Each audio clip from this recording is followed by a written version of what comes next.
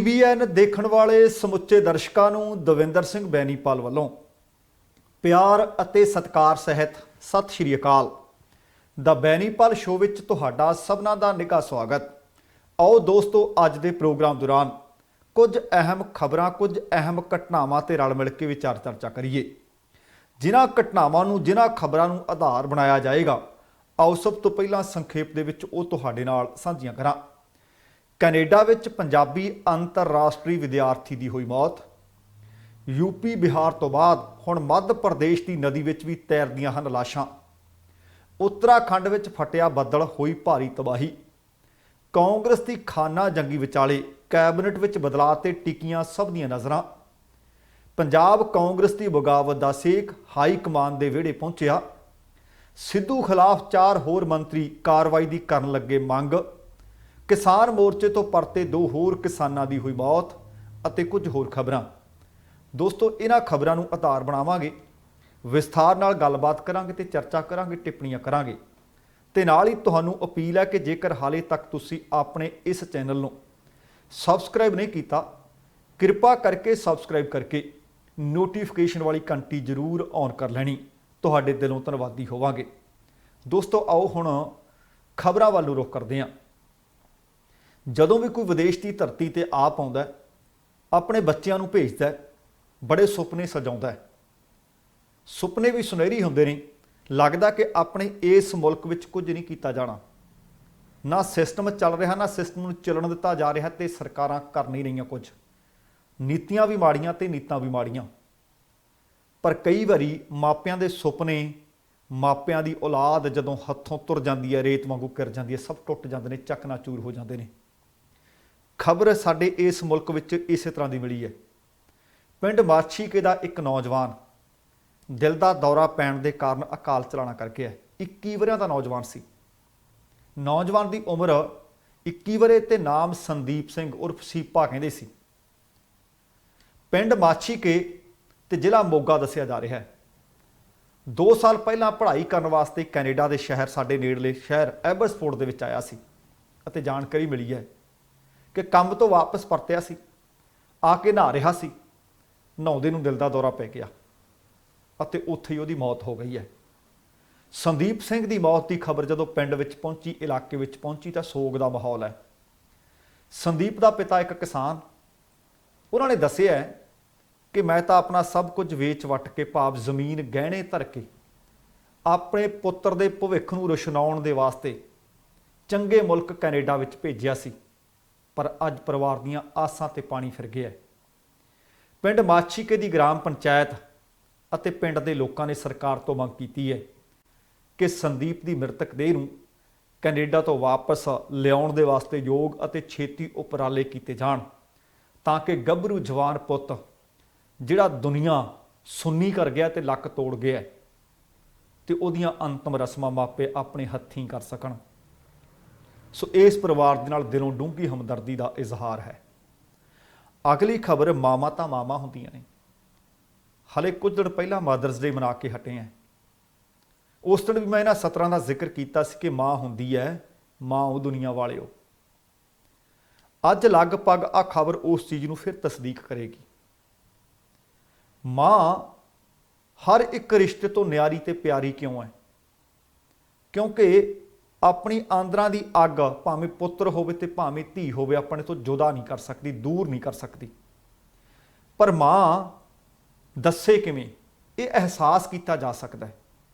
रिश्ते नाते होर भी सारे वधिया ने, पर उहदे विच किते हो सकता लोभ होवे, किते हो सकता लालच होवे, पर माँ विच इस तरह का कुछ नहीं। आ जिहड़ी ताज़ा खबर एक उदाहरण के तौर पर मैं पेश करनी चाहुंदा, गुजरात के बनासकांठा जिले के विचों मिली है। असल दिल नूं झंझोड़न वाली एक खबर जां तस्वीर आखी जा सकती है। जानकारी मिली है कि इस जिले का एक दूर दरेडे रहन पिंड है जूनी रो। जूनी रो पिंड की रहन वाली मंगूबेन चौहान, कहानी उसकी बड़ी दर्दनाक है। हो सकता कि ये खबर सुन के अखां नम भी होण। दरअसल मंगूबेन चौहान के पुत्र महेश की लगभग 4 महीने पहला एक हादसे विच मौत हो गई। ਪਿੰਡ ਦੇ ਮੁਕਤੀ ਧਾਮ ਦੇ ਵਿੱਚ ਮਹੇਸ਼ ਦਾ ਅੰਤਮ ਸੰਸਕਾਰ ਕਰ ਦਿੱਤਾ ਗਿਆ। ਪੁੱਤਰ ਦੀ ਜੁਦਾਈ ਝੱਲ ਨਹੀਂ ਸਕੀ ਮਾਂ। ਮੰਗੂ ਬੇਨ ਉਸ ਵਕਤ ਤੋਂ ਬੇਸੁੱਧ ਜੀ ਰਹਿੰਦੀ ਹੈ। 4 ਮਹੀਨੇ ਹੋ ਗਏ ਹੈ, ਹਾਲੇ ਵੀ ਉਹਨੂੰ ਲੱਗਦਾ ਹੈ ਕਿ ਉਹਦਾ ਪੁੱਤਰ ਆਲੇ ਦੁਆਲੇ ਹੈ। ਇਹ ਸਦਮਾ ਉਹਨੂੰ ਮਾਂ ਨੂੰ ਕਿਵੇਂ ਲੱਗਿਆ? ਪੁੱਤਰ ਦੀ ਯਾਦ ਨੂੰ ਇੱਕ ਪਲ ਨਹੀਂ ਭੁਲਾ ਪਾਉਂਦੀ। ਜਦੋਂ ਵੀ ਦਿਲ ਕਰਦਾ ਹੈ ਸ਼ਮਸ਼ਾਨ ਘਾਟ ਜਾ ਬਹਿੰਦੀ ਹੈ। ਜਿੱਥੇ ਰਾਖ ਪਈ ਆ ਉਹਦੇ ਨਾਲ ਜਾ ਕੇ ਸੌਂ ਜਾਂਦੀ ਹੈ, ਜਿੱਥੇ ਦਾ ਸੰਸਕਾਰ ਕੀਤਾ ਗਿਆ ਸੀ। ਮੰਗੂ ਬੇਨ ਦਾ ਪੁੱਤ ਭਾਵੇਂ ਇਸ ਜਹਾਨ ਤੋਂ ਚਲਾ ਗਿਆ, ਪਰ ਉਹ ਕਹਿੰਦੀ ਮੈਨੂੰ ਲੱਗਦਾ ਕਿ ਮੇਰਾ ਪੁੱਤ ਇੱਥੇ ਹੀ ਆ। ਇਹ ਸਿਲਸਿਲਾ ਅੱਜ ਦਾ ਨਹੀਂ, ਬੀਤੇ ਕਈਆਂ ਮਹੀਨਿਆਂ ਤੋਂ ਲਗਾਤਾਰ ਜਾਰੀ ਹੈ। ਮੰਗੂ ਬੇਨ ਜਦੋਂ ਵੀ ਘਰ 'ਚ ਨਹੀਂ ਹੁੰਦੀ, ਪਰਿਵਾਰ ਵਾਲੇ ਪਿੰਡ 'ਚ ਲੱਭਦੇ ਆ, ਨਹੀਂ ਲੱਭਦੀ। ਆਂਢ ਗੁਆਂਢ 'ਚ ਲੱਭਦੇ ਆ, ਨਹੀਂ ਲੱਭਦੀ। ਤੇ ਹੁਣ ਤਾਂ ਉਹਨੂੰ ਆਂਢ ਗੁਆਂਢ 'ਚ ਵੀ ਲੱਭਣਾ ਛੱਡ ਦਿੱਤਾ। ਜਦੋਂ ਪਰਿਵਾਰ ਵਾਲੇ ਵੇਖਦੇ ਆ ਕਿ ਮੰਗੂ ਬੇਨ ਘਰ ਵਿੱਚ ਨਹੀਂ, ਸਿੱਧੇ ਉਹ ਮੁਕਤੀ ਧਾਮ ਜਾਂਦੇ ਆ। ਮੁਕਤੀ ਧਾਮ ਜਾਂਦਿਆਂ ਨੂੰ ਕੀ ਦੇਖਦੇ ਆ ਕਿ ਜਿਸ ਥਾਂ ਤੇ ਪੁੱਤਰ ਦੀ ਚਿਖਾ ਬਲੀ ਸੀ, ਐਨ ਉਸੇ ਸਥਾਨ ਤੇ ਸੁੱਤੀ ਪਈ ਹੁੰਦੀ ਹੈ, ਘੂਕ ਪਈ ਹੁੰਦੀ ਹੈ। ਪਰਿਵਾਰ ਵਾਲੇ ਕਹਿੰਦੇ ਇੱਕ ਵਾਰ ਨਹੀਂ ਅਨੇਕਾਂ ਵਾਰ ਸਮਝਾਇਆ ਹੈ ਕਿ ਜਿਹੜੇ ਗਏ ਆ ਵਾਪਸ ਨਹੀਂ ਆਉਂਦੇ। ਪਰ ਉਹ ਕਹਿੰਦੀ ਮੈਨੂੰ ਇਹ ਗੱਲ ਸਮਝ ਨਹੀਂ ਆਉਂਦੀ। ਮੈਨੂੰ ਲੱਗਦਾ ਕਿ ਆਹ ਜਿੱਥੇ ਮੇਰਾ ਪੁੱਤ, ਜਿੱਥੇ ਚਿਖਾ ਦੇ ਵਿੱਚ ਸਾੜ ਕੇ ਰਾਖ ਕਰ ਦਿੱਤਾ ਹੈ, ਮੇਰਾ ਪੁੱਤਰ ਅੱਜ ਵੀ ਮੇਰੇ ਨਾਲ ਸੀਨੇ ਨਾਲ ਲੱਗ ਕੇ ਸੌਂ ਜਾਂਦਾ ਹੈ। ਤੁਸੀਂ ਦੇਖੋ ਕਿ ਇਹਨੂੰ ਕਹਿੰਦੇ ਨੇ ਮਾਂ ਦੀ ਮਮਤਾ। ਪਤਾ ਹੈ ਕਿ ਪੁੱਤਰ ਜਹਾਨ ਤੋਂ ਤੁਰ ਗਿਆ, ਪਤਾ ਹੈ ਕਿ ਉੱਥੇ ਉਹਨੇ ਮਿਲਣਾ ਨਹੀਂ, ਕਿਉਂਕਿ ਛੋਟੀ ਉਮਰ ਦੀ ਤਾਂ ਹੈ ਨਹੀਂ। ਪਰ ਫਿਰ ਵੀ ਵਾਰ-ਵਾਰ ਪਰਿਵਾਰਕ ਮੈਂਬਰਾਂ ਦੇ ਰੋਕਣ ਦੇ ਬਾਵਜੂਦ ਜਦੋਂ ਅੱਖ ਖੁੱਲ੍ਹਦੀ ਹੈ, ਜਦੋਂ ਪੁੱਤਰ ਦੀ ਖਿੱਚ ਪੈਂਦੀ ਹੈ, ਉਸੇ ਸਥਾਨ ਤੇ ਜਾ ਕੇ ਬਹਿੰਦੀ ਹੈ, ਪੈਂਦੀ ਹੈ ਤੇ ਇੱਥੋਂ ਤੱਕ ਸੌਂ ਵੀ ਉੱਥੇ ਜਾਂਦੀ ਹੈ। ਇਹ ਹੈ ਮਾਂ ਦੀ ਮਮਤਾ। ਅਗਲੀ ਜਿਹੜੀ ਖਬਰ ਹੈ, ਬੀਤੇ ਲਗਭਗ 2 ਦਿਨ ਤੋਂ ਮੈਂ ਤੁਹਾਡੇ ਨਾਲ ਖਬਰਾਂ ਸਾਂਝੀਆਂ ਕਰਦਾ ਆ ਰਿਹਾ। ਪਹਿਲਾਂ ਖਬਰਾਂ ਮਿਲੀਆਂ ਸੀ ਬਿਹਾਰ ਦੇ ਵਿੱਚੋਂ ਕਿ ਕਹਿੰਦੇ ਨੇ ਕਿ ਅੱਜ ਦੀਆਂ ਲਾਸ਼ਾਂ ਆ ਗਈਆਂ ਯੂਪੀ ਵਾਲੀਆਂ ਨੇ। ਬਾਅਦ ਦੇ ਵਿੱਚ ਯੂਪੀ 'ਚ ਮਿਲ ਗਈਆਂ ਉਹਨਾਂ ਨੇ, ਪਰ ਇਹ ਤਾਂ ਨਹੀਂ ਸੀ ਕਿਹਾ ਕਿ ਬਾਹਰਲੇ ਕਿਸੇ ਹੋਰ ਸੂਬੇ ਦੀਆਂ ਨੇ। ਪਰ ਹੁਣ ਯੂਪੀ ਬਿਹਾਰ ਤੋਂ ਬਾਅਦ ਮੱਧ ਪ੍ਰਦੇਸ਼ ਤੇ ਪੰਨਾ ਜ਼ਿਲ੍ਹੇ ਦੀ ਰੂੰਜ ਨਦੀ ਦੇ ਵਿੱਚੋਂ ਵੀ ਲਾਸ਼ਾਂ ਮਿਲ ਰਹੀਆਂ ਨੇ। ਇਸ ਮਾਮਲੇ ਨੂੰ ਲੈ ਕੇ ਉੱਥੋਂ ਦੇ ਸਾਬਕਾ ਮੁੱਖ ਮੰਤਰੀ ਕਮਲ ਨਾਥ ਨੇ ਮੌਜੂਦਾ ਜਿਹੜੇ ਮੁੱਖ ਮੰਤਰੀ ਨੇ ਸ਼ਿਵਰਾਜ ਸਿੰਘ ਤੋਂ ਜਾਂਚ ਦੀ ਮੰਗ ਕੀਤੀ ਹੈ। ਕਮਲ ਨਾਥ ਨੇ ਕਿਹਾ ਕਿ ਹੁਣ ਤੱਕ ਯੂਪੀ ਅਤੇ ਬਿਹਾਰ ਦੀਆਂ ਲੋਕਾਂ ਦੀਆਂ ਲਾਸ਼ਾਂ ਗੰਗਾ ਨਦੀ ਵਿੱਚ ਤੈਰਦੀਆਂ ਨਜ਼ਰ ਆਈਆਂ ਸੀ। ਤਸਵੀਰਾਂ ਲਗਭਗ ਸਭਨਾਂ ਨੇ ਵੇਖੀਆਂ ਹੋਣੀਆਂ ਨੇ। ਤੇ ਹੁਣ ਆਪਣੇ ਸੂਬੇ ਭਾਵ ਮੱਧ ਪ੍ਰਦੇਸ਼ ਦੇ ਪੰਨਾ ਜ਼ਿਲ੍ਹੇ 'ਚ ਲਾਸ਼ਾਂ ਤੈਰਦੀਆਂ ਫਿਰ ਰਹੀਆਂ ਨੇ। ਤਸਵੀਰਾਂ ਬਹੁਤ ਦਰਦਨਾਕ ਨੇ, ਫੁੱਲੀਆਂ ਪਈਆਂ ਨੇ ਲਾਸ਼ਾਂ। ਦੱਸਣਾ ਬਣਦਾ ਕਿ ਪੰਨਾ ਜ਼ਿਲ੍ਹੇ ਦੀ ਅਜੇਗੜ੍ਹ ਤਹਿਸੀਲ ਦੇ ਪਿੰਡ ਨੰਦਨਪੁਰ ਦੇ ਵਿੱਚ ਰੂੰਜ ਨਦੀ ਜਿੱਥੋਂ ਦੀ ਲੰਘਦੀ ਹੈ, ਉੱਥੋਂ 6-7 ਲਾਸ਼ਾਂ ਸਾਹਮਣੇ ਆਈਆਂ ਨੇ। ਪਹਿਲਾਂ ਕਹਿੰਦੇ ਸੀ ਬਿਹਾਰ ਵਾਲੇ ਯੂਪੀ ਵਾਲੇ ਦੇ ਨੇ, ਯੂਪੀ ਵਾਲੇ ਕਹਿੰਦੇ ਸੀ ਚਲੋ ਸਾਡੀਆਂ ਹੋਣਗੀਆਂ। ਪਰ ਹੁਣ ਕੀ ਇਹ ਪਰਿਵਾਰ ਦੇ ਮੈਂਬਰ ਸੁੱਟ ਕੇ ਜਾ ਰਹੇ ਨੇ? ਆਪਣੇ ਆਪ ਦੇ ਵਿੱਚ ਬਹੁਤ ਵੱਡਾ ਸਵਾਲ ਹੈ। ਕੀ ਇਹ ਉਹ ਲਾਸ਼ਾਂ ਨੇ ਜਿਨ੍ਹਾਂ ਨੂੰ ਕਰੋਨਾ ਹੋ ਗਿਆ ਸੀ? ਜੇ ਕਰੋਨਾ ਹੋ ਗਿਆ ਸੀ ਤਾਂ ਪਾਣੀ ਵਿੱਚ ਕਿਉਂ ਸੁੱਟੀਆਂ ਗਈਆਂ?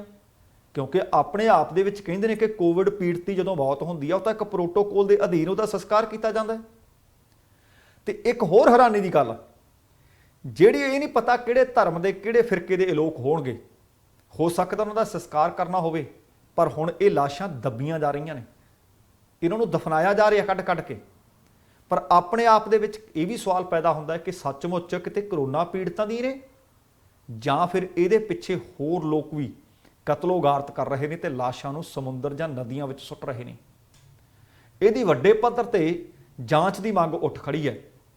ਹੁਣ ਆਉਣ ਵਾਲੇ ਦਿਨਾਂ ਦੇ ਵਿੱਚ ਉਮੀਦ ਕੀਤੀ ਜਾ ਰਹੀ ਹੈ ਕਿ ਜਿਹੜੀ ਲਾਸ਼ ਆਏਗੀ ਉਹਦਾ DNA ਕੀਤਾ ਜਾਇਆ ਕਰੇਗਾ ਤਾਂ ਕਿ ਪਤਾ ਲੱਗ ਸਕੇ ਕਿ ਕਿੱਥੋਂ ਦੀ ਲਾਸ਼ ਹੈ, ਕੌਣ ਵਿਅਕਤੀ ਸੀ, ਕਿ ਸੱਚਮੁੱਚ ਇਹਦਾ ਕਤਲ ਹੋਇਆ ਹੈ ਜਾਂ ਇਹ ਕਰੋਨਾ ਪੀੜਤ ਦੀ ਲਾਸ਼ ਹੈ ਜਾਂ ਇਹਦੇ ਪਿੱਛੇ ਮਾਜਰਾ ਕੋਈ ਹੋਰ ਹੈ। ਅਗਲੀ ਖਬਰ ਉੱਤਰਾਖੰਡ ਵਾਲੇ ਪਾਸਿਓਂ ਮਿਲੀ ਹੈ। ਉੱਤਰਾਖੰਡ ਦੇ ਵਿੱਚ ਭਾਰੀ ਤਬਾਹੀ। ਪਹਿਲਾਂ ਤਾਂ ਕੋਵਿਡ ਮਹਾਮਾਰੀ ਨੇ ਤਰਾਹ ਕਰਾਈ ਪਈ ਹੈ। ਹੁਣ ਇਸ ਮਹਾਮਾਰੀ ਦੇ ਵਿਚਕਾਰ ਹੀ ਉੱਤਰਾਖੰਡ ਦੇ ਟੀਰੀ ਜ਼ਿਲ੍ਹੇ ਦੇ ਦੇਵਪ੍ਰਾਗ ਇਲਾਕੇ ਦੇ ਵਿੱਚੋਂ ਮੰਗਲਵਾਰ ਦੀ ਸ਼ਾਮ ਬੱਦਲ ਫਟਿਆ। ਬੱਦਲ ਫਟਣ ਦੇ ਨਾਲ ਇਲਾਕੇ ਦੇ ਵਿੱਚ ਪੂਰੀ ਤਬਾਹੀ, ਮਲਬਾ ਹੀ ਮਲਬਾ। 2 ਵੱਡੀਆਂ ਇਮਾਰਤਾਂ ਇਸ ਬੱਦਲ ਫਟਣ ਨੇ ਜ਼ਮੀਨ ਦੇ ਵਿੱਚ ਦਫਨ ਕਰ ਦਿੱਤੀਆਂ ਨੇ। ਹਾਦਸੇ ਦੇ ਵਿੱਚ ਹੋਰ ਵੀ ਕਈ ਇਮਾਰਤਾਂ ਨੇ, ਕਈ ਦੁਕਾਨਾਂ ਨੇ, ਆ ਵੱਡੀਆਂ ਇਮਾਰਤਾਂ ਨੇ ਜਿਹੜੀਆਂ ਨੁਕਸਾਨੀਆਂ ਗਈਆਂ। ਹਾਲਾਂਕਿ ਗੱਲ ਇੰਨੀ ਕਿ ਚੰਗੀ ਦੱਸੀ ਜਾ ਰਹੀ ਹੈ, ਕੋਈ ਜਾਨੀ ਨੁਕਸਾਨ ਦੀ ਸੂਚਨਾ ਨਹੀਂ ਮਿਲ ਸਕੀ। ਪੁਲਿਸ ਅਤੇ ਸਟੇਟ ਡਿਜ਼ਾਸਟਰ ਰਿਸਪਾਂਸ ਫੋਰਸ ਦੀ ਟੀਮ ਘਟਨਾ ਸਥਾਨ ਤੇ ਤੁਰੰਤ ਉਸ ਵਕਤ ਪਹੁੰਚੀ ਸੀ ਉਹਨਾਂ ਨੇ ਮੁਹਿੰਮ ਵੀ ਸ਼ੁਰੂ ਕਰ ਦਿੱਤੀ ਸੀ। ਦੇ ਪ੍ਰਾਗ ਦੇ ਪੁਲਿਸ ਥਾਣਾ ਮੁਖੀ ਮਹੀਪਾਲ ਸਿੰਘ ਰਾਵਤ ਨੇ ਦੱਸਿਆ ਕਿ ਮੰਗਲਵਾਰ ਦੀ ਸ਼ਾਮ ਲਗਭਗ 5 ਵਜੇ ਸ਼ਾਂਤਾ ਨਦੀ ਦੇ ਉੱਪਰੀ ਸਿਰੇ ਤੇ ਦਸ਼ਰਤ ਡਾਂਡਾ ਪਹਾੜ ਦੇ ਉੱਤੇ ਬੱਦਲ ਫਟਿਆ। ਬੱਦਲ ਫਟਣ ਨਾਲ ਨਦੀ ਨੇ ਭਿਆਨਕ ਰੂਪ ਧਾਰਨ ਕਰ ਲਿਆ। ਨਦੀ ਵਿੱਚ ਆਏ ਮਲਬੇ ਨੇ ਦੇ ਪ੍ਰਯਾਗ ਕਸਬੇ ਦੇ ਵਿੱਚ ਜਿਹੜਾ ਸ਼ਾਂਤੀ ਬਾਜ਼ਾਰ ਆ ਉੱਥੇ ਭਾਰੀ ਤਬਾਹੀ ਮਚਾ ਦਿੱਤੀ। ਨਗਰਦਾਈ ਵਿੱਚ ਬਹੁ ਮੰਜ਼ਲੀਆਂ ਇਮਾਰਤਾਂ ਉਹਨੇ ਦਫਨ ਕਰ ਦਿੱਤੀਆਂ। ਪੂਰੇ ਇਲਾਕੇ ਦੇ ਵਿੱਚ ਮਲਬਾ ਹੀ ਮਲਬਾ, ਪਾਣੀਓ ਪਾਣੀ ਨਜ਼ਰ ਆ ਰਿਹਾ ਸੀ। ਬਿਜਲੀ ਠੱਪ ਹੋ ਗਈ, ਪਾਣੀ ਸਪਲਾਈ ਠੱਪ ਹੋ ਗਈ, ਟੈਲੀਫੋਨ ਦੀਆਂ ਲਾਈਨਾਂ ਠੱਪ ਹੋ ਕੇ ਰਹਿ ਗਈਆਂ ਅਤੇ ਲੋਕਾਂ ਦੀ ਜ਼ਮੀਨ ਨੂੰ, ਜਾਇਦਾਦ ਨੂੰ ਭਾਰੀ ਨੁਕਸਾਨ ਪੁੱਜੇ ਜਾਣ ਦੀਆਂ ਖਬਰਾਂ ਨੇ।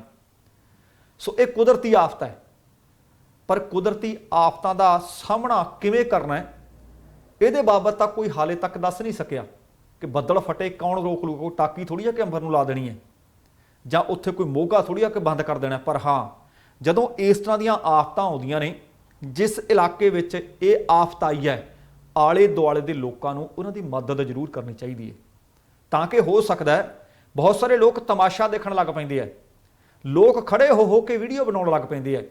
ਚੰਗਾ ਹੋਵੇ ਕਿ ਉਸ ਇਲਾਕੇ ਦੇ ਲੋਕਾਂ ਨੂੰ ਅਲਰਟ ਕੀਤਾ ਜਾਵੇ ਕਿ ਭਾਈ ਤੁਹਾਡੀ ਜਾਨ ਨੂੰ ਖਤਰਾ ਹੋ ਸਕਦਾ ਹੈ।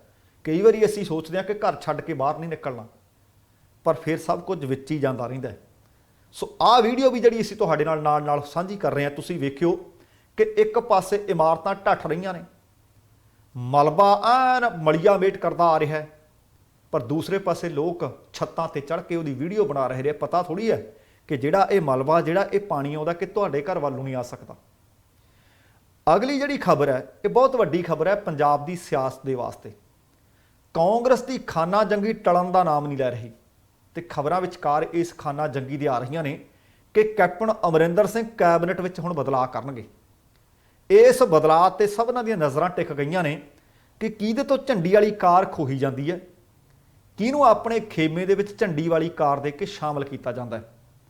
ਪੰਜਾਬ ਕਾਂਗਰਸ ਦੇ ਵਿੱਚ ਐਨ ਘਮਸਾਨ ਮੱਚਿਆ ਪਿਆ, ਹਾਹਾਕਾਰ ਮੱਚੀ ਪਈ ਹੈ, ਪੂਰੀ ਖਾਨਾ ਜੰਗੀ ਹੋਈ ਪਈ ਹੈ। ਸਭ ਆਪੋ ਆਪਣੀ ਸਥਿਤੀ ਵੀ ਤੈਅ ਕਰਨ ਵਿੱਚ ਲੱਗੇ ਹੋਏ ਨੇ, ਆਪੋ ਆਪਣੀ ਖੱਲ ਬਚਾਉਣ ਵਿੱਚ ਵੀ ਲੱਗੇ ਹੋਏ ਨੇ। ਕੋਈ ਮੰਤਰੀ ਚਾਹੁੰਦਾ ਹੈ ਕਿ ਇਸ ਵਕਤ ਮੇਰੀ ਕਾਰ ਨਾ ਜਾਂਦੀ ਰਹੇ, ਚਲੋ ਮੁੱਖ ਮੰਤਰੀ ਵਾਲੇ ਪਾਸੇ ਹੀ ਹੁੰਗਾਰਾ ਭਰ ਦਿੰਦੇ ਆ। ਕੋਈ ਕਹਿੰਦਾ ਕੋਈ ਗੱਲ ਨਹੀਂ, ਕਾਰ ਜਾਂਦੀ ਹੈ ਤਾਂ ਜਾਵੇ, ਪਰ ਅਗਲੀ ਵਾਰੀ ਦੀ ਸਰਕਾਰ ਵੀ ਜਾਊ। ਹੁਣ ਤੁਸੀਂ ਦੇਖੋ ਕਿ ਹਰ ਇੱਕ ਬੰਦਾ ਆਪਣੇ ਤਰੀਕੇ ਨਾਲ ਘਾਤ ਲਾਈ ਬੈਠਾ ਹੈ, ਅੱਖਾਂ ਟਿਕਾਈ ਬੈਠੇ ਨੇ। ਕੋਈ ਮੁੱਖ ਮੰਤਰੀ ਨੂੰ ਕੁਰਸੀ ਨੂੰ ਹਿਲਾਉਣ ਦੀ ਕੋਸ਼ਿਸ਼ ਕਰ ਰਿਹਾ ਹੈ, ਕੋਈ ਡਿਪਟੀ ਸੀਐਮ ਬਣਨਾ ਚਾਹੁੰਦਾ ਹੈ, ਕੋਈ ਵਿਧਾਇਕ ਹੀ ਹੈ ਉਹ ਕਹਿੰਦਾ ਆਪਾਂ ਨੂੰ ਝੰਡੀ ਵਾਲੀ ਕਾਰ ਮਿਲ ਜੇ। ਹੁਣ ਕਾਂਗਰਸ ਪਾਰਟੀ ਦੇ ਜਿਹੜੇ ਸੀਨੀਅਰ ਲੀਡਰ ਨੇ, ਸੀਨੀਅਰ ਨੇਤਾਵਾਂ ਦੇ ਮੁਤਾਬਕ ਮੌਜੂਦਾ ਸਥਿਤੀ ਕਈ ਧੜਿਆਂ ਦੇ ਵਿੱਚ ਵੰਡੀ ਗਈ ਹੈ। ਧੜਿਆਂ ਵਿੱਚ ਵੰਡੇ ਹੋਏ ਚਿਹਰਿਆਂ ਨੂੰ ਉਂਗਲਾਂ ਤੇ ਗਿਣਿਆ ਜਾ ਸਕਦਾ ਹੈ। ਬੀਤੇ ਕਈ ਪ੍ਰੋਗਰਾਮਾਂ ਦੇ ਵਿੱਚ ਆਪਾਂ ਉਹਨਾਂ ਦਾ ਜ਼ਿਕਰ ਵੀ ਕਰ ਚੁੱਕੇ ਹਾਂ। ਅਜਿਹੀ ਸਥਿਤੀ ਉਦੋਂ ਵੀ ਪੈਦਾ ਹੋਈ ਸੀ, ਸ਼ਾਇਦ ਤੁਹਾਨੂੰ ਚੇਤਾ ਹੋਵੇ, ਜਦੋਂ ਪੰਜਾਬ ਦੇ ਮੁੱਖ ਸਕੱਤਰ ਦੇ ਨਾਲ ਇੱਕ ਬੈਠਕ ਹੋਈ। ਅਫਸਰਸ਼ਾਹੀ ਅਤੇ ਨੇਤਾਵਾਂ ਦੇ ਵਿਚਕਾਰ ਤਣਾਅ ਦਾ ਮਾਹੌਲ ਬਣਿਆ ਸੀ। ਹੁਣ ਪਰ ਉਹ ਮਾਹੌਲ ਨਹੀਂ, ਹੁਣ ਬੇਅਦਬੀ ਅਤੇ ਗੋਲੀकांड ਮਾਮਲੇ ਨੂੰ ਲੈ ਕੇ ਇਹ ਤਣਾਅ ਬਣਿਆ ਹੋਇਆ ਹੈ। ਪਰ ਬਗਾਵਤੀ ਕਹਾਣੀ ਵੀ ਉਹੀ ਹੈ, ਲਗਭਗ ਚਿਹਰੇ ਵੀ ਉਹੀ ਨੇ। ਹੁਣ ਮੰਤਰੀ ਮੰਡਲ ਦੇ ਵਿੱਚ ਫੇਰ ਬਦਲ ਦੀਆਂ ਚਰਚਾਵਾਂ ਦਾ ਦੌਰ ਮੁੜ ਚੱਲਿਆ। ਕੁਝ ਨਵੇਂ ਧੜੇ ਵੀ ਬੈਠਕਾਂ ਕਰ ਰਹੇ ਹੈ ਤਾਂ ਕਿ ਜਦੋਂ ਮੰਤਰਾਲੇ ਵੰਡੇ ਜਾਣ ਤਾਂ ਇੱਕ ਦੀ ਥਾਂ ਦੋ ਜਾਂ ਉਹਨਾਂ ਦੇ ਚਹੇਤਿਆਂ ਨੂੰ ਮੰਤਰਾਲੇ ਮਿਲਣ। ਖਿੱਚੋ ਤਾਣ ਤਾਂ ਉਪ ਮੁੱਖ ਮੰਤਰੀ ਦੇ ਅਹੁਦੇ ਨੂੰ ਲੈ ਕੇ ਵੀ ਹੈ। ਇੱਕ ਸੀਨੀਅਰ ਨੇਤਾ ਦੇ ਮੁਤਾਬਕ ਅੱਜ ਜੋ ਵੀ ਸਥਿਤੀ ਹੈ ਉਹ ਇਹ ਹੈ ਕਿ ਨਾ ਸ਼ੁਰਾ ਉਠੇਗਾ ਨਾ ਤਲਵਾਰ ਉਠੇ, ਜੇ ਬਾਜ਼ੂ ਹਮਾਰੇ ਅਜ਼ਮਾਏ ਹੋਏ हैं। ਹਾਲਾਂਕਿ ਉਹਨਾਂ ਨੇ ਇਹ ਗੱਲ ਸਪਸ਼ਟ ਕਰਦੇ ਹੋਏ ਕਿਹਾ ਕਿ ਬੇਅਦਬੀ ਗੋਲੀकांड ਮਾਮਲਾ ਚਿੰਤਾ ਦਾ ਵਿਸ਼ਾ ਹੈ। ਇਹ ਪੰਜਾਬ ਦੇ ਲੋਕਾਂ ਨਾਲ ਜੁੜਿਆ, ਲੋਕਾਂ ਦੇ ਜਜ਼ਬਾਤਾਂ ਨਾਲ ਜੁੜਿਆ ਰਾਜਨੀਤੀ ਕਰਨ ਵਾਲਾ ਮਸਲਾ ਨਹੀਂ। ਜੇਕਰ ਸਭ ਵਾਕਿਆ ਹੀ ਗੰਭੀਰ ਹੁੰਦੇ ਤਾਂ ਇਹਨਾਂ ਕੁਝ ਨੇਤਾਵਾਂ ਦੀ ਬੈਠਕ ਨਾ ਹੁੰਦੀ, ਸਗੋਂ ਸਾਰੇ ਵਿਧਾਇਕਾਂ ਦੀ ਬੈਠਕ ਸੱਦੀ ਗਈ ਹੁੰਦੀ ਕਿ ਆਪਾਂ ਕਰੀਏ ਕੀ, ਆਪਾਂ ਇਨਸਾਫ ਦੇਣਾ ਚਾਹੁੰਦੇ ਹਾਂ। ਪਰ ਨਹੀਂ, ਆਪੋ ਆਪਣੇ ਧੜੇ ਬੈਠਕਾਂ ਕਰ ਰਹੇ ਆ, ਆਪੋ ਆਪਣੀ ਖੱਲ, ਆਪੋ ਆਪਣੀ ਕੁਰਸੀ ਤੇ ਕੁਝ ਹੋਰ ਮੰਤਰਾਲੇ ਲੈਣ ਜਾਂ ਕੁਝ ਇੱਕ ਨੂੰ ਮੰਤਰਾਲੇ ਦਿਵਾਉਣ ਦੇ ਚੱਕਰ ਵਿੱਚ ਰੁੱਝੇ ਹੋਏ ਆ। ਬੈਠਕਾਂ ਹੋ ਰਹੀਆਂ ਨੇ, ਪਰ ਇਹਨਾਂ ਬੈਠਕਾਂ ਦਾ ਨਜ਼ਰੀਆ ਆਪਣਾ, ਅੰਦਾਜ਼ ਆਪਣਾ, ਆਪਣੀ ਪੋਜੀਸ਼ਨਿੰਗ ਲਈ ਹੋ ਰਹੀਆਂ ਨੇ। ਬੀਤੇ ਕੁਝ ਦਿਨਾਂ ਤੋਂ ਕਾਂਗਰਸੀ ਮੰਤਰੀ ਵੀ ਨੇ, ਵਿਧਾਇਕ ਵੀ ਨੇ, ਸੰਸਦ ਮੈਂਬਰ ਵੀ ਨੇ, ਗੁਪਤ ਬੈਠਕਾਂ ਕਰੀ ਜਾਂਦੇ ਆ। ਕੱਲ ਤੁਹਾਡੇ ਨਾਲ ਜਾਣਕਾਰੀ ਸਾਂਝੀ ਕੀਤੀ ਸੀ कि चरणजीत चन्नी ने भी एक बैठक कर ली। उन्होंने उस बैठक के विच लगभग 12 दलित विधायकों और 2 मंत्रियों को सद्दिया सी, उन्होंने हिस्सा लिया सी, जिस दे विच विधायक राजकुमार वेरका भी शामिल सी। ते इस बैठक को लैके राजकुमार वेरका ने कहा कि यह एक परिवारक बैठक सी, जिस दे विच अनुसूचित जाति और पछड़े वर्ग के मुद्दों पर चर्चा की गई। ये किसी के खिलाफ नहीं। उधर सियासी माहर इस बैठक के वक्रे मायने कढ़ रहे सी। सियासी माहिरां दी जेकर मनदे हैं तो वह कहिंदे चरणजीत चन्नी की मुख मंत्री नाल अंदर खाते नाराज़गी किसी तो लुकी छिपी नहीं। शायद तुहानूं याद होवे जदों साबका चीफ सकत्तर नाल बैठक हुई सी, चरणजीत चन्नी उस वक्त भी उन्हां विचों एक सी जिहड़े नाराज़ होए सी, जिन्हां ने प्रमुखता नाल सरकार ते हावी अफसरशाही नूं लैके अपनी नाराज़गी जग ज़ाहिर कर दित्ती सी। उदों कैप्टन अमरिंदर सिंह के निर्देश ते मंत्री ने तृप्त राजिंदर सिंह बाजवा ने उन्होंने मनाया सी। पर उदों भी ये गल सामने आई सी कि बाद दे विच चन्नी दे पुराने ट्वीट नूं लेके मामला दोबारे खोलण की गल आखी सी, जिस दे बाद चन्नी ने काफ़ी तिखे तेवर भी दिखाए सी। हालांकि बाद विच मामला दब दुब लिया गया। पर हुण मामला वो नहीं, हुण मामला गोलीकांड दा, हुण मामला बेअदबी वाला है, जिस नूं लैके चन्नी एक बारी फिर बगावती बैठकां कर रहे हैं। कांग्रेसी नेतावां दे बागी तेवरां दे विच मुख मंत्री अमरिंदर सिंह के समर्थन दे विच भी कुछ मंत्री खुल के ते कुछ मंत्री अंदर खाते खड़े है। जिहड़ी सोमवार नूं कैबिनेट मीटिंग हुई सी, उहदे विच वरम महिंद्रा, उहदे विच सुंदर श्याम अरोड़ा, उहदे विच साधू सिंह धर्मसोत, इन्हां दे वल्लों सिद्धू दे खिलाफ हाई कमांड वल्लों अनुशासनिक कार्रवाई करने की अपील की गई सी। अते कल सेहत मंत्री बलवीर सिंह सिद्धू ने भी कांग्रेस दे विच उपजे मतभेद ते अपनी गल रखी सी। उन्हां कहा कि जेकर किस दे मन विच कोई नाराज़गी है जां मतभेद है तो पार्टी पद्धर ते अपनी गल रखे, जनतक तौर पर बयानबाजी ठीक नहीं। पर हुण इत्थे ही गल रुकदी नज़र नहीं आ रही। ये जिहड़ी बगावत है, ये जिहड़ी खाना जंगिया हाई कमांड के विहड़े इहदा सेक जा पहुंचे। दस्सिया जा रहा है कि पहलां तां चर्चावां सन कि हरीश रावत ते कुछ जिहड़े साबका इंचार्ज रहे पंजाब दे, उन्हां नूं इकट्ठियां करके भेजिया जावे कि मासला ठंडा करो। फिर पता लग्या कि सिद्धू सब तो नेड़े राहुल अते प्रियंका होरां दे है कि चलो प्रियंका दे हत्थ वागडोर दिंदे आ, वो जाके मसला ठंडा कर दी। पर हुण ये तो भी उपरली खबर आ रही है। सूत्र ये दस रहे हैं कि कांग्रेस प्रधान सोनिया गांधी इस मामले में हुण सीधा दखल दे सकते हैं। बेशक हाले तक किसी प्रस्तावित बैठक को लैके कोई तरीक नहीं तय की गई, पर पता लग रहा है कि अगले आने वाले कुछ दिनों के अंदर अंदर हाई कमांड के पद्धर ते पंजाब के कांग्रेस आगुआं दे नाल सिलसिलेवार बैठकां कीतियां जा सकदियां ते बैठकां होणीआं तय ने। वैसे मौजूदा समय दे विच बेअदबी, गोलीकांड, माफिया राज, नशियां नूं लैके पंजाब कांग्रेस एक धड़े च नहीं कई धड़ियां च वंडी जा चुकी है। एक पासे साबका मंत्री नवजोत सिद्धू है, उन्होंने साथी ने, उन्होंने करीबी ने, तो दूजे पासे कांग्रेस का वह भी धड़ा है जो प्रमुखता नाल बेअदबी गोलीकांड मामले का विरोध तो कर रहा है, पर साबका मंत्री नवजोत सिंह सिद्धू के सुर नाल सुर भी नहीं मिला रहा। गल्लां दोवां दियां सेम ने, मंग दोवां दी इक्को है, पर सुर वखरे है। इन्हां कांग्रेसी आगुआं का मनना है कि सिद्धू सिर्फ मौका वेख के बेअदबी जां गोलीकांड का मुद्दा चुक रहा है, जदों कि असल विच उहदी नाराज़गी मुख मंत्री कैप्टन अमरिंदर सिंह दे नाल उन्हां दा मंत्राला खोहे जाण वाली हुई है। बकायदा वो बीते काफ़ी समय तो कैप्टन अमरिंदर के विरोध में सोशल मीडिया पर लगातार बोल रहे हैं। संसद मैंबर रवनीत बिट्टू ने भी कल खुले तौर पर आख्या सी कि सिद्धू बेअदबी गोलीकांड के मुद्दे तो खफा नहीं है, सगों उन्हां दी लड़ाई तो स्थानक सरकारां दा विभाग खुस्से जाण दे समय तो चली जा रही है। बिट्टू ने आख्या सी कि वह अते उन्हां दे साथी तां बेअदबी गोलीकांड के मामले ते लगातार कैप्टन अमरिंदर के सामने आवाज़ चुक रहे हैं, पर मुख मंत्री हमेशा इस मामले को न्यायिक प्रक्रिया अधीन दस के टाली जा रहे हैं। पर हाई कोर्ट के फैसले के आने तो बाद हुण वो कहंदे सबरां दा बन टुट गया। उन्होंने कैप्टन अमरिंदर सिंह नूं इत्थों तक आख दिता सी कि हाले भी समय महीने 6 रहिंदे आ, जे कर सकदे हो कुछ कर लो, नहीं तो सानू लोगों ने पिंडां 'च वड़न नहीं देना। इस मामले ते सख्त एक्शन लैण दा समा आ गया, नहीं तो उन्होंने कहा कि पंजाब के लोग मुआफ नहीं करनगे। तो उधर एक धड़ा इहो जिहा भी है जिहड़ा मुख मंत्री कैप्टन अमरिंदर सिंह नाल अंदर खाते नाराज़गी होने कारण हुण खुल के तैयार होकर मैदान में नितरिया है। ਦੱਸਿਆ ਜਾ ਰਿਹਾ ਕਿ ਇਸ ਧੜੇ ਨੇ ਕੱਲ ਹਮਖਿਆਲੀ ਵਿਚਾਰਾਂ ਵਾਲੇ ਵਿਧਾਇਕਾਂ ਨਾਲ, ਕੁਝ ਮੰਤਰੀਆਂ ਨਾਲ, ਕੁਝ ਸੰਸਦਾਂ ਦੇ ਨਾਲ ਤੇ ਕੁਝ ਸਾਬਕਾ ਨੇਤਾਵਾਂ ਦੇ ਨਾਲ ਬੈਠਕ ਕੀਤੀ ਹੈ। ਹਾਲਾਂਕਿ ਉਹ ਇਸ ਬੈਠਕ ਨੂੰ ਆਪਸੀ ਮੁੱਦਿਆਂ ਤੱਕ ਸੀਮਿਤ ਕਰਾਰ ਦੇ ਰਹੇ ਨੇ। ਸਾਬਕਾ ਮੰਤਰੀ ਨਵਜੋਤ ਸਿੱਧੂ ਨੇ ਇੱਕ ਵਾਰ ਫਿਰ ਆਪਣੇ ਅੰਦਾਜ਼ ਦੇ ਵਿੱਚ ਬੇਅਦਬੀ ਗੋਲੀकांड ਦਾ ਮਾਮਲਾ ਉਠਾਇਆ। ਸੋਸ਼ਲ ਮੀਡੀਆ ਤੇ ਅਕਸਰ ਉਹ ਸਰਗਰਮ ਰਹਿੰਦੇ ਨੇ। ਉਹਨਾਂ ਨੇ ਲਿਖਿਆ ਸੀ ਕਿ ਸਾਰਾ ਪੰਜਾਬ ਇੱਕ ਹੀ ਆਵਾਜ਼ ਵਿੱਚ ਇਨਸਾਫ ਦੀ ਮੰਗ ਕਰ ਰਿਹਾ ਹੈ। ਉਹਨਾਂ ਵੀਡੀਓ ਵੀ ਸ਼ੇਅਰ ਕੀਤੀ ਸੀ ਜੋ ਬੇਅਦਬੀ ਕਾਂਡ ਵਿੱਚ ਜ਼ੁਲਮ ਦੇ ਸ਼ਿਕਾਰ ਰੁਪਿੰਦਰ ਸਿੰਘ ਅਤੇ ਜਸਵਿੰਦਰ ਸਿੰਘ ਦੇ ਘਰ ਪਹੁੰਚ ਕੇ ਉਹਨਾਂ ਵੱਲੋਂ ਕੀਤੀ ਗਈ ਮੁਲਾਕਾਤ ਦਾ ਹਿੱਸਾ ਹੈ। ਸਿੱਧੂ ਨੇ ਜ਼ਿਕਰ ਕੀਤਾ ਸੀ, ਲਿਖਿਆ ਸੀ ਕਿ ਬਾਦਲ ਸਰਕਾਰ ਦੌਰਾਨ ਪੁਲਿਸ ਤੇ ਇੰਤਹਾ ਜ਼ੁਲਮ ਸਹਿਣ ਵਾਲੇ ਰੁਪਿੰਦਰ ਸਿੰਘ ਅਤੇ ਜਸਵਿੰਦਰ ਸਿੰਘ ਨਾਲ 2018 ਵਿੱਚ ਉਹਨਾਂ ਦੇ ਅਤੇ ਉਹਨਾਂ ਦੇ ਸਾਥੀਆਂ ਨਾਲ ਕੀਤੀ ਮੁਲਾਕਾਤ। ਸਿੱਧੂ ਨੇ ਲਿਖਿਆ, ਅਫਸੋਸ ਅਸੀਂ ਅੱਜ ਵੀ ਇਨਸਾਫ ਦੀ ਉਡੀਕ ਕਰ ਰਹੇ ਹਾਂ।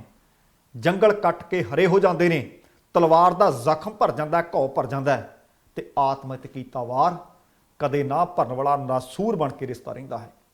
ਲਗਾਤਾਰ ਕੈਪਟਨ ਅਮਰਿੰਦਰ ਸਿੰਘ ਤੇ ਨਿਸ਼ਾਨੇ, ਹੁਣ ਜਦੋਂ ਉਹ ਨਿਸ਼ਾਨੇ ਐਨ ਖਿੱਚ ਕੇ ਮਾਰ ਰਹੇ ਨੇ ਤੇ ਫਿਰ ਸਿੱਧੂ ਦੇ ਖਿਲਾਫ ਕੁਝ ਹੋਰ ਕੈਪਟਨ ਅਮਰਿੰਦਰ ਸਿੰਘ ਨੇ ਬੰਦੇ ਪੜੋਸੇ ਆ ਕਿ ਉੱਠੋ ਯਾਰ ਬੋਲੋ।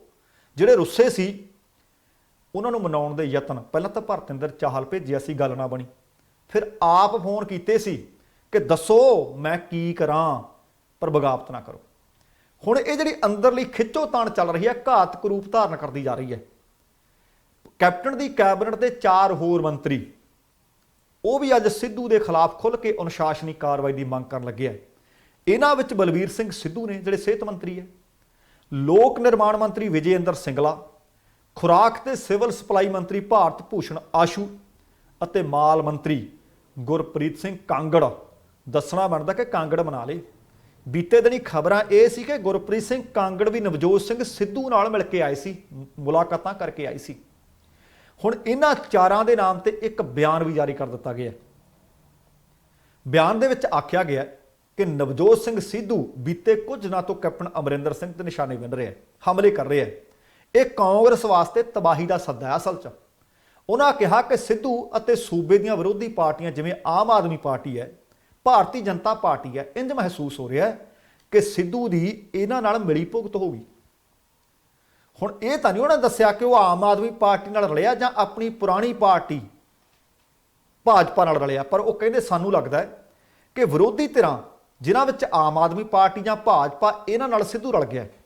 ਉਹ ਕਹਿੰਦੇ ਇਸ ਤੋਂ ਇਨਕਾਰ ਨਹੀਂ ਕੀਤਾ ਜਾ ਸਕਦਾ ਕੋਈ ਰਲਿਆ ਨਹੀਂ ਹੋਇਆ। ਉਹਨਾਂ ਇਹ ਵੀ ਕਿਹਾ ਕਿ ਸੰਭਵ ਹੈ ਕਿ ਸਿੱਧੂ ਵੱਲੋਂ ਕੈਪਟਨ ਅਮਰਿੰਦਰ ਸਿੰਘ ਤੇ ਜਿਹੜੇ ਨਿਸ਼ਾਨੇ ਵਿੰਨੇ ਜਾ ਰਹੇ ਨੇ, ਇਹ ਹਮਲੇ ਪੰਜਾਬ ਵਿੱਚ ਆਪਣੇ ਚੋਣ ਏਜੰਡੇ ਨੂੰ ਅੱਗੇ ਵਧਾਉਣ ਲਈ, ਪੰਜਾਬ ਕਾਂਗਰਸ ਵਿੱਚ ਸਮੱਸਿਆ ਪੈਦਾ ਕਰਨ ਲਈ ਆਪ ਜਾਂ ਭਾਜਪਾ ਆਗੂਆਂ ਵੱਲੋਂ ਸਿੱਧੂ ਨੂੰ ਉਕਸਾ ਕੇ ਕਰਵਾਏ ਜਾ ਰਹੇ ਨੇ। ਹੁਣ ਜੇ ਉਹਨਾਂ ਨੂੰ ਇਹ ਲੱਗ ਰਿਹਾ ਕਿ ਹੁਣ ਸਿੱਧੂ ਦੇ ਕੋਈ ਆਪਣੇ ਖੋਪੜੀ ਨਹੀਂ, ਕਿ ਸਿੱਧੂ ਦੇ ਆਪਣੇ ਕੋਈ ਦਿਮਾਗ ਨਹੀਂ, ਕਿ ਉਹ ਆਪ ਵਾਲਿਆਂ ਦੀ ਚੁੱਕ ਚਾਵੇ ਜਾਂ ਉਹ ਭਾਜਪਾ ਦੀ ਚੁੱਕ ਚਾਵੇ, ਕੱਲ੍ਹ ਨੂੰ ਉਹ ਝੱਗਾ ਚੁੱਕ ਜਾਣ। ਪਰ ਉਹਨਾਂ ਨੂੰ ਲੱਗਦਾ ਇਹ 4 ਮੰਤਰੀਆਂ ਨੂੰ ਕਿ ਸਿੱਧੂ ਉਹਨਾਂ ਦੀ ਚੁੱਕ ਵਿੱਚ ਆ ਕੇ ਮੁੱਖ ਮੰਤਰੀ ਦੇ ਖਿਲਾਫ ਸਾਜ਼ਿਸ਼ ਕਰ ਰਿਹਾ। ਇਹਨਾਂ 4 ਮੰਤਰੀਆਂ ਨੇ ਇਹ ਵੀ ਕਿਹਾ ਕਿ ਕਾਂਗਰਸ ਵਿਧਾਇਕ ਦੇ ਬੇਅਦਬੀ ਅਤੇ ਹੋਰ ਮੁੱਦਿਆਂ ਤੇ ਕੈਪਟਨ ਅਮਰਿੰਦਰ ਸਿੰਘ ਤੇ ਜ਼ੁਬਾਨੀ ਹਮਲਾ ਪਾਰਟੀ ਦੇ ਖਿਲਾਫ ਸ਼ਰੇਆਮ ਬਗਾਵਤ ਹੈ। ਸਿੱਧੂ ਦੀ ਹੁਕਮ ਅਦੂਲੀ ਨੂੰ ਪੂਰੀ ਤਰ੍ਹਾਂ ਅਨੁਸ਼ਾਸਨਹੀਨ ਕਰਾਰ ਦਿੱਤਾ ਇਹਨਾਂ ਨੇ। ਉਹਨਾਂ ਕਿਹਾ ਕਿ ਅਜਿਹੀਆਂ ਪਾਰਟੀ ਵਿਰੋਧੀ ਗਤੀਵਿਧੀਆਂ, ਉਹ ਭਾਵੇਂ ਕਾਂਗਰਸ ਪਾਰਟੀ ਹੋਵੇ, ਭਾਵੇਂ ਕੋਈ ਹੋਰ ਪਾਰਟੀ ਹੋਵੇ, ਬਰਦਾਸ਼ਤ ਨਹੀਂ ਉਹ ਕੀਤੀਆਂ ਜਾ ਸਕਦੀਆਂ।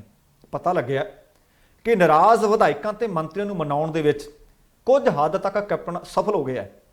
ਕੁਝ ਨੂੰ ਤਾਂ ਉਹਨੇ ਆਪ ਫੋਨ ਕੀਤੇ ਹੈ ਤੇ ਕੁਝ ਵਿਧਾਇਕਾਂ ਦੇ ਨਾਲ ਮੀਟਿੰਗਾਂ ਜਾਂ ਸੁਲ੍ਹਾ ਸਫਾਈ ਦਾ ਕੰਮ ਕਰਵਾਉਣ ਦਾ ਕੰਮ ਡਾਕਟਰ ਰਾਜਕੁਮਾਰ ਵੇਰਕਾ ਕਹਿੰਦੇ ਜੰਗੀ ਪੱਧਰ ਤੇ ਕਰ ਰਿਹਾ ਹੈ। ਕਿਉਂਕਿ ਰਾਜਕੁਮਾਰ ਵੇਰਕਾ ਨੂੰ ਲੱਗਦਾ ਕਿ ਹੁਣ ਕੈਬਨਿਟ ਦੇ ਵਿੱਚ ਜੇਕਰ ਸ਼ਫਲ ਕੀਤਾ ਗਿਆ ਜਾਂ ਕੈਬਨਿਟ ਦੇ ਵਿੱਚ ਕੁਝ ਨਵੇਂ ਚਿਹਰੇ ਲਿਆਂਦੇ ਗਏ, ਕਿਉਂਕਿ ਜਦੋਂ 2017 ਵਿੱਚ ਸਰਕਾਰ ਬਣੀ ਸੀ, ਡਾਕਟਰ ਰਾਜਕੁਮਾਰ ਵੇਰਕਾ ਉਦੋਂ ਵੀ ਨਹਿਰੂ ਕੋਟ ਸਵਾਈ ਫਿਰਦੇ ਸੀ ਕਿ ਸ਼ਾਇਦ ਮੇਰਾ ਨੰਬਰ ਲੱਗ ਜਾਣਾ।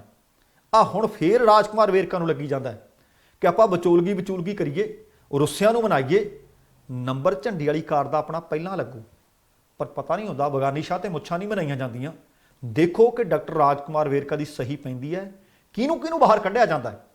ਇਹ ਦੇਖਣਾ ਪਏਗਾ ਕਿ ਜਿਹੜੀ ਪਿਛਲੀ ਮੀਟਿੰਗ ਕੀਤੀ ਸੀ ਉਹਦੇ ਵਿੱਚ ਨਾ ਤਾਂ ਸੁਖਜਿੰਦਰ ਸਿੰਘ ਰੰਧਾਵਾ ਪਹੁੰਚੇ ਸੀ, ਨਾ ਉਹ 'ਚ 1-2 ਵਜ਼ੀਰ ਹੋਰ ਪਹੁੰਚੇ ਸੀ। ਅੱਜ ਫੇਰ ਮੀਟਿੰਗ ਹੈ, ਹੁਣ ਦੇਖਣਾ ਪੈਣਾ ਕਿ ਇਸ ਮੀਟਿੰਗ ਦੇ ਵਿੱਚੋਂ ਜਿਹੜੀ ਕੈਬਨਿਟ ਮੀਟਿੰਗ ਹੈ ਕੌਣ ਕੌਣ ਗੈਰ ਹਾਜ਼ਰ ਰਹਿੰਦਾ ਹੈ।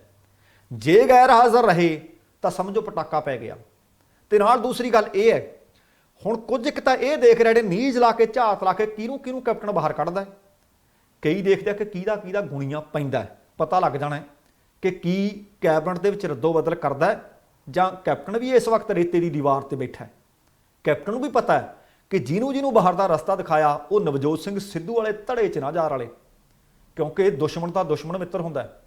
ਉਹਨੂੰ ਲੱਗਣਾ ਕਿ ਜਿਹਨੂੰ ਕੱਢਿਆ ਬਾਹਰ ਉਹਨੇ ਸਿੱਧੂ ਨੂੰ ਥਾਪੜਾ ਦੇ ਦੇਣਾ ਜਾ ਕੇ, ਸਿੱਧੂਗਾ ਮਾਰ ਲਲਕਾਰਾ ਹੋਰ। ਹੁਣ ਸਥਿਤੀ ਬੜੀ ਨਾਜ਼ੁਕ ਮੋੜ ਤੇ ਹੈ। ਵੇਖਦੇ ਹਾਂ ਕਿ ਸੋਨੀਆ, ਪ੍ਰਿਯੰਕਾ, ਰਾਹੁਲ ਜਾਂ ਕੋਈ ਹੋਰ ਵਿਚੋਲਗੀ ਕਦੋਂ ਕਰਨ ਵਾਸਤੇ ਪਹੁੰਚਦਾ। ਤੇ ਅਗਲੀ ਖਬਰ ਕਿਸਾਨੀ ਮੋਰਚੇ ਵਾਲੇ ਪਾਸੋਂ ਮਿਲੀ ਹੈ। ਕੱਲ ਤੁਹਾਡੇ ਨਾਲ ਖਬਰਾਂ ਸਾਂਝੀਆਂ ਕੀਤੀਆਂ ਸੀ, 4 ਜਾਨਾਂ ਕੁਰਬਾਨ। ਅੱਜ 2 ਖਬਰਾਂ। ਖੇਤੀ ਕਾਨੂੰਨਾਂ ਦਾ ਲਗਾਤਾਰ ਵਿਰੋਧ ਦਿੱਲੀ ਦੀਆਂ ਸਰਹੱਦਾਂ ਤੇ ਬਾਰਡਰਾਂ ਤੇ ਚੱਲ ਰਿਹਾ ਹੈ। ਕਿਸਾਨੀ ਸੰਘਰਸ਼ ਦੇ ਵਿੱਚ ਕਿਸਾਨ ਲਗਾਤਾਰ ਸ਼ਹਾਦਤਾਂ ਵੀ ਦੇ ਰਿਹਾ ਹੈ, ਪਰ ਕੇਂਦਰ ਸਰਕਾਰ ਬੇਫਿਕਰ ਕੁੰਭਕਰਨੀ ਨੀਂਦ ਸੁੱਤੀ ਪਈ ਹੈ। ਕੰਨਾਂ ਵਿੱਚ ਜਿਵੇਂ ਸਿੱਕਾ ਢਾਲ ਕੇ ਪਾ ਲਿਆ ਹੋਵੇ, ਜ਼ੁਬਾਨ ਨੂੰ ਜੰਦਰਾ ਮਾਰ ਲਿਆ ਹੋਵੇ, ਬੋਲ ਨਹੀਂ ਕੁਛ ਰਹੀ। ਬੈਠੇ ਤੇ ਬੈਠੇ ਰਹਿਣ ਦੇ। ਸਰਕਾਰ ਜੀ, ਇਹ ਜਿਹੜੇ ਲੋਕ ਬੈਠੇ ਆ ਤੁਹਾਡੇ ਆਪਣੇ ਲੋਕ ਨੇ, ਤੁਹਾਡੇ ਆਪਣੇ ਨਾਗਰਿਕ ਨੇ। ਇਹ ਲੋਕ ਨੇ ਜਿਹੜੇ ਅੰਨਦਾਤਾ ਨੇ, ਜਿਹੜੀਆਂ ਤੁਹਾਡੀਆਂ ਪਲੇਟਾਂ ਦੇ ਵਿੱਚ ਭੋਜਨ ਪੈਂਦਾ ਕਿਸੇ ਵੀ ਪ੍ਰਕਾਰ ਦਾ ਹੋਵੇ, ਇਹਨਾਂ ਦੇ ਖੇਤਾਂ 'ਚ ਭੋਜਨ ਬਣਦਾ ਹੈ, ਉੱਗਦਾ ਅਨਾਜ ਫਿਰ ਤੁਹਾਡੀਆਂ ਪਲੇਟਾਂ 'ਚ ਆਉਂਦਾ ਹੈ। ਆ ਜਿਹੜੇ ਕੱਪੜੇ ਅਸੀਂ ਤਨ ਢੱਕਣ ਵਾਸਤੇ ਪਾਉਨੇ ਆ, ਉਹ ਕਿਸੇ ਨਾ ਕਿਸੇ ਖੇਤ ਵਿੱਚ ਉੱਗਦੀ ਕਪਾਹ ਤੋਂ ਬਣਦੇ ਹੈ। ਬਹੁਤ ਸਮਾਨ ਹੈ ਜਿਹੜਾ ਅਸੀਂ ਦੁੱਧ ਪੀਂਦੇ ਹਾਂ, ਕੌਫੀਆਂ ਪੀਂਦੇ ਹਾਂ, ਇਹਨਾਂ ਦੇ ਘਰਾਂ ਵਿੱਚ ਰੱਖੇ ਮਾਲ ਪਸ਼ੂ ਤੋਂ। ਅਗਲੀ ਗੱਲ ਇੱਕ ਹੋਰ ਕਰ ਦਿੰਦੇ ਆ ਜਿਹੜਾ ਅੱਜ ਕੱਲ੍ਹ ਤੁਸੀਂ ਕਹਿੰਦੇ ਹੋ ਨਾ ਕਿ ਕਰੋਨਾ ਭਜਾਉਣਾ ਹੈ, ਮੂਤ ਪੀ ਲਓ, ਜਿਹੜਾ ਕਹਿੰਦੇ ਆ ਗੋਹੇ ਦਾ ਲੇਪ ਕਰ ਲਓ, ਇਹ ਵੀ ਇਹਨਾਂ ਨੇ ਘਰਾਂ ਦੇ ਵਿੱਚ ਜਿਹੜੇ ਪਸ਼ੂ ਰੱਖੇ ਨੇ ਉੱਥੋਂ ਹੀ ਆਉਂਦਾ। ਫਿਰ ਜਿਹੜਾ ਲੇਪ ਕਰਦੇ ਹੋ ਨਾ, ਭਾਵੇਂ ਮੈਡੀਕਲ ਸਾਇੰਸ ਤਾਂ ਕਹੀ ਜਾਂਦੇ ਕਿ ਤੁਹਾਨੂੰ ਫੰਗਸ ਇਨਫੈਕਸ਼ਨ ਹੋ ਜਾਣੀ ਹੈ, ਉਹਨੂੰ ਜਿਹੜੇ ਦੁੱਧ ਨਾਲ ਫਿਰ ਧੋਨੇ ਹੋ ਨਾ, ਉਹ ਵੀ ਗਾਵਾਂ ਮੱਝਾਂ ਇਹਨਾਂ ਦੇ ਘਰਾਂ 'ਚ ਹੀ ਰੱਖੀਆਂ ਹੋਈਆਂ ਨੇ। ਸੋਚੋ। ਤੇ ਖਬਰ ਇਹ ਮਿਲੀ ਹੈ ਕਿ ਇਸੇ ਸੰਘਰਸ਼ ਦਾ ਹਿੱਸਾ ਸਨ ਪਿੰਡ ਮੱਲਣ ਦੇ 73 ਵਰ੍ਹਿਆਂ ਦੇ ਕਿਸਾਨ ਮਲਕੀਤ ਸਿੰਘ। ਟਿਕਰੀ ਸਰਹੱਦ ਤੇ ਦਿਲ ਦਾ ਦੌਰਾ ਪੈਣ ਦੇ ਕਾਰਨ ਉਹ ਸ਼ਹੀਦ ਹੋ ਗਏ ਨੇ। ਭਾਰਤੀ ਕਿਸਾਨ ਯੂਨੀਅਨ ਏਕਤਾ ਉਗਰਾਹਾਂ ਦੇ ਜ਼ਿਲ੍ਹਾ ਆਗੂ ਨੇ ਗੁਰਭਗਤ ਸਿੰਘ ਭਲਾਈਆਣਾ ਅਤੇ ਬਿੱਟੂ ਮੱਲਣ ਨੇ ਦੱਸਿਆ ਕਿ ਮਲਕੀਤ ਸਿੰਘ ਨੂੰ ਦਿੱਲੀ ਦੀ ਟਿਕਰੀ ਸਰਹੱਦ ਤੇ ਦਿਲ ਦਾ ਦੌਰਾ ਪਿਆ। ਤੁਰੰਤ ਉਹਨਾਂ ਨੂੰ ਬਹਾਦਰਗੜ੍ਹ ਦੇ ਸਿਵਲ ਹਸਪਤਾਲ ਦੇ ਵਿੱਚ ਭਰਤੀ ਵੀ ਕਰਵਾਇਆ ਗਿਆ, ਜਿੱਥੇ ਉਹਨਾਂ ਨੇ ਡਾਕਟਰਾਂ ਨੇ ਦੇਖਣ ਤੋਂ ਬਾਅਦ ਰੋਹਤਕ PGI ਰੈਫਰ ਕਰ ਦਿੱਤਾ। ਪਰ ਉੱਥੇ ਵੀ ਡਾਕਟਰਾਂ ਨੇ ਉਹਨਾਂ ਦੀ ਸਿਹਤ ਵੇਖ ਕੇ, ਹਾਲਤ ਵੇਖ ਕੇ ਜ਼ਿਆਦਾ ਖਰਾਬ ਹੋਣ ਦੇ ਕਾਰਨ ਕਹਿੰਦੇ ਨਹੀਂ, ਸਾਡੇ ਰੱਖਣ ਦਾ ਨਹੀਂ, ਇਹਨੂੰ ਇੱਥੋਂ ਲੈ ਜਾਓ, ਪਿੰਡ ਭੇਜ ਦਿੱਤਾ।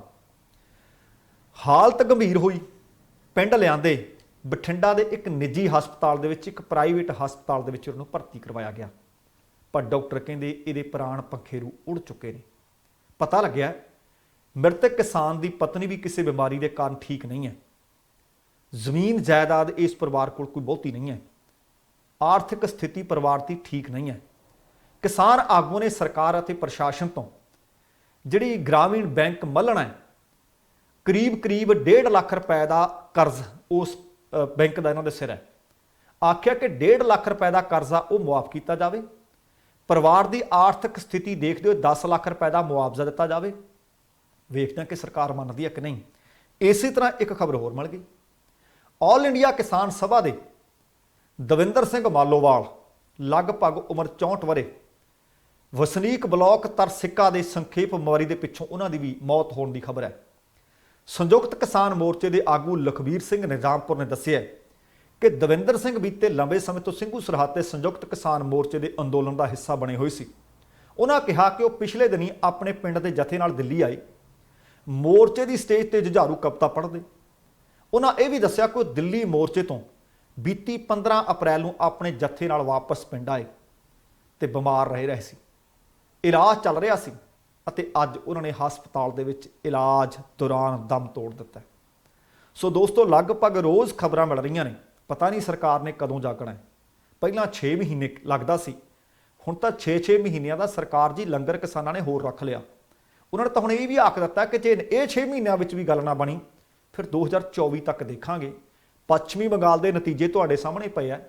ਅਗਲੀ ਵਾਰੀ ਯੂਪੀ ਅਤੇ ਪੰਜਾਬ ਦੀ ਹੋ ਸਕਦਾ ਤੁਹਾਡੇ ਸਾਹਮਣੇ ਪੱਛਮੀ ਬੰਗਾਲ ਵਰਗੀ ਹੋਈ ਹੋਵੇ। ਸਮਾਂ ਰਹਿੰਦਿਆਂ ਗੱਲ ਵਿਚਾਰ ਲੈਣੀ ਚਾਹੀਦੀ ਹੈ। ਕਹਿੰਦੇ ਰੁੱਸੇ ਨੂੰ ਮਨਾ ਲੈਣਾ ਚਾਹੀਦਾ ਤੇ ਪਾਟੇ ਨੂੰ ਸਵਾ ਲੈਣਾ ਚਾਹੀਦਾ, ਨਹੀਂ ਤੇ ਗੱਲ ਵਿਗੜਦਿਆਂ ਵਿਗੜ ਜਾਂਦੀ ਹੈ। ਸੋ ਦੋਸਤੋ, ਇਹ ਸੀ ਅੱਜ ਦਾ ਪ੍ਰੋਗਰਾਮ। ਉਮੀਦ ਕਰ ਰਹੇ ਹਾਂ ਕਿ ਤੁਹਾਨੂੰ ਚੰਗਾ ਲੱਗਿਆ ਹੋਵੇਗਾ। ਜੇਕਰ ਸੱਚਮੁੱਚ ਚੰਗਾ ਲੱਗਿਆ ਤਾਂ ਕਿਰਪਾ ਕਰਕੇ ਲਾਈਕ ਵੀ ਕਰ ਦਿਓ, ਸ਼ੇਅਰ ਵੀ ਕਰ ਦੇਣਾ, ਤੇ ਜੇਕਰ ਹਾਲੇ ਤੱਕ ਤੁਸੀਂ ਆਪਣੇ ਇਸ ਚੈਨਲ ਨੂੰ ਸਬਸਕ੍ਰਾਈਬ ਨਹੀਂ ਕੀਤਾ ਤਾਂ ਕਿਰਪਾ ਕਰਕੇ ਸਬਸਕ੍ਰਾਈਬ ਕਰਕੇ ਨੋਟੀਫਿਕੇਸ਼ਨ ਵਾਲੀ ਘੰਟੀ ਜ਼ਰੂਰ ਔਨ ਕਰ ਲੈਣੀ। ਤੁਹਾਡੇ ਦਿਲੋਂ ਧੰਨਵਾਦੀ ਹੋਵਾਂਗੇ। ਜਾਣ ਤੋਂ ਪਹਿਲਾਂ ਕਹਾਂਗਾ, ਜ਼ਿੰਦਗੀ ਜਿੰਦਾ ਦਿਲੀ ਦਾ ਨਾਮ ਹੈ। ਦਵਿੰਦਰ ਸਿੰਘ ਬੈਨੀਪਾਲ ਨੂੰ ਆਗਿਆ ਦਿਓ। ਸਤਿ ਸ਼੍ਰੀ ਅਕਾਲ। ਤੇਰਾ ਰੱਬ ਰਾਖਾ।